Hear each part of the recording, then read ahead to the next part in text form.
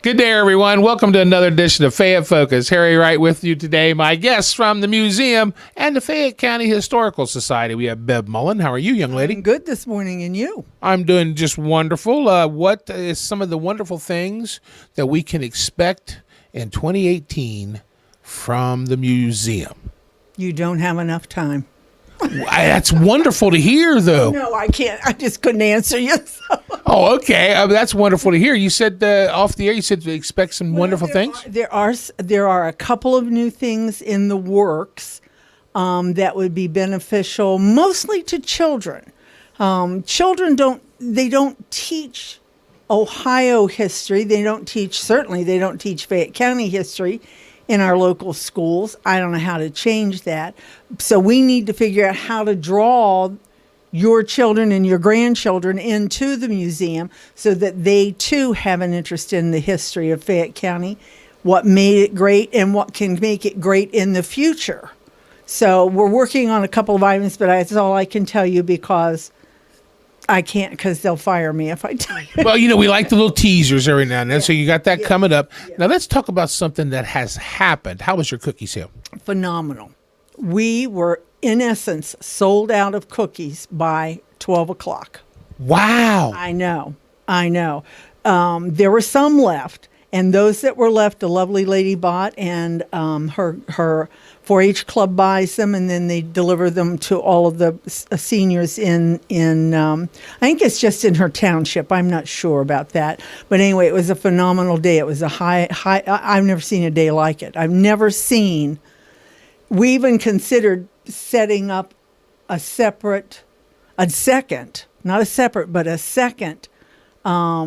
pay here and go out the door because we were so backed up. And I apologized to everybody that had to stand and wait, but we had no idea that was going to happen, and the cookies were. Good job, bakers. Well, you always have fantastic product. Do you have any idea how many pounds? I've never been asked that question. I know I put on 2 or 3, I think. No. I mean, how many pounds of cookies did you sell? I don't know, but I will know that. I will find out and let you know the next time I'm on the air, and then I will keep track of that from year to year. Now, something else we want to let you all know about, too, is it's the off-season for the museum. The months, it's April to October? April to September. Oh, April to September. Open in October for special things like Halloween. But if I want to come to the museum in January and it's not a very bad day and I got some friends visiting, or I'm looking for something to do on a Saturday, and I say, if I give a week's notice, can I call and say, could I come up for a couple hours with my family? Ladies and gentlemen, doesn't he do just a wonderful job? Yes, you can. You can do all of that. I can do all of that. And you don't even have to, if it's a very bad day, that may be a very good reason for you to come. We'll just get the snow plows to plow us out, and we'll come and let you in. What if I'm a troop leader of a Boy Scout troop and I want to bring those youngsters up? Absolutely. Call ahead. Let us know what day you'd like to come, what hour of the day you'd like to come, how many of you are in your group, and if possible, the name of your group. But it's okay if you don't share that. We'll let you in anyway, and we'll do a tour. There you go. We're open when you need us to be open. That's the bottom line. We're open when you need us to be open. We're open every Saturday and Sunday through the season, like you said, April through or May through. But we're open the rest of the time. Holidays, Christmas coming right up. If you're having a house full of people and you don't know what to do with them, come 3 o'clock, give us a call, but you have to call today. I mean, you cannot call on Christmas Day. We will not answer the phone on Christmas Day. And that goes for any holiday, like Easter Sunday.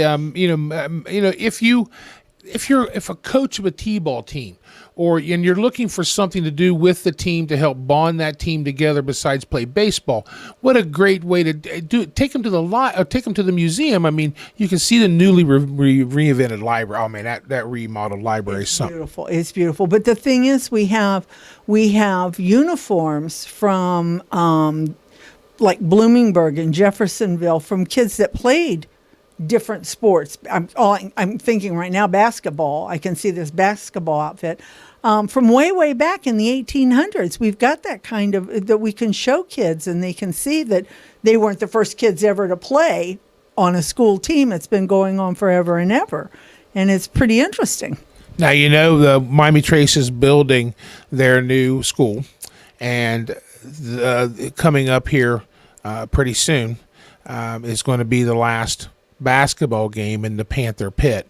And we were just talking about it at Buckeye Country 105.5 the other evening about how many players have played in that gymnasium, and then it's going to be gone. It's not going to be there anymore. It's kind of like when Washington City Schools built the new school, and then that gym there, the Lions Den, you know, that went away, and how many generations played in that. And so you have pictures of all of that at the museum. Yes, we do. We do. Soon, very soon. We have all of the annuals from the beginning of time at the museum. And Beginning of Fayette County time. very, very soon, that building's going to be gone, and that gymnasium is no longer going to exist, and the only thing that's going to exist from it is the pictures. And so, folks, if you want to see these kind of things, the museum has this. It's not just a place that houses military uniforms. It's not just a place that houses China and things like that. This is where books from authors from Fayette County are. This is where books about Fayette County are. This is where pictures of Fayette County and your children. This is your children's heritage. Even if you were not from Fayette County, your children are. They go to Miami Trace schools. They go to Washington Courthouse schools. They're from Fayette County. This is their history. That's exactly my family. I'm not from Fayette County. I was not born here. I was not raised here. But my children were born and raised here, and they still live here. And of course, they have no choice. They got drug into the museum. The grandbabies got drug into the museum. And I would drag any of their friends that were with them into the museum. So it's just very, very important that we all know what our history is, because everything that's happening in the community today has some connection to the past.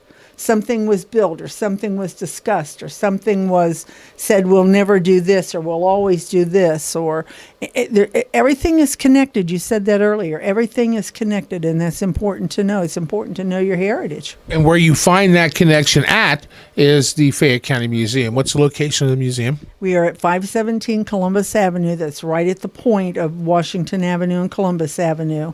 Only building in town with a cannon in front of it. We are the only building with a cannon and a bomb in front. A cannon and a bomb. Well, bomb casing. It's not really a bomb. And I know that the bomb casing has some connection to Fayette County, but I don't know what it is. But I know also that the cannon, as far as I can understand, and as far as you can understand, that cannon has no connection with us whatsoever. None. This is what happened. It is a German cannon. It was pulled by horses. Which were not from Fayette County either. No, they were not from Fayette County. They never stepped foot in Fayette County. But there were so many cannons that we had claimed from the Germans at the end of the war that congressmen had the ability to say, oh, would you like a cannon for your courthouse lawn in Fayette County? Oh, let us send you one. And that's how we got it. That's exactly what happened. And now we have it. And people have said to me through all of my years at the museum, people have said, now, don't you get rid of that cannon in the front yard, Bev. Like, I can't make that decision on my own, but don't you do that, Bev. And I will say quite nicely, that cannon doesn't have anything to do with it. Don't get rid of that cannon, Bev. That's our history. No, it's not. Sorry, any of you out there that thought that there was some remote connection between the cannon in front of the museum and Fayette County, the only connection is that it has been in Fayette County, and as far as Bev and I can understand, it will probably stay in Fayette County for a long, long time. Nice visiting with you over this holiday season. I mean, I know everything's busy, not just with what you got going on in your own life, but what you're doing with the museum and the Historical Society. And we want to wish you and the Historical Society nothing but the best in 2018. A very Merry Christmas and a Happy New Year. As we do to you.